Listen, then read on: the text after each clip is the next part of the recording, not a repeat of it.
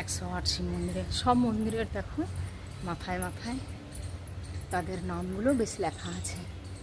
যেমন এইখানে হলেন পরমেশ ভগবান, এখানে পরমেশ্বর নামে আছেন।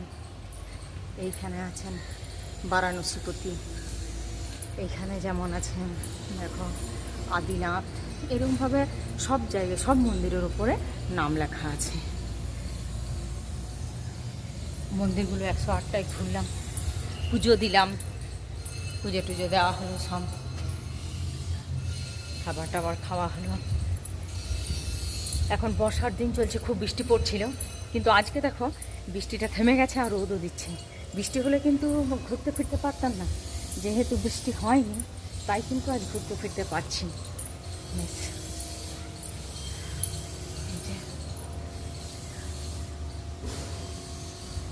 আর এখানের যে পুকুরগুলো রয়েছে, পুকুরগুলো তো খুবই সুন্দর।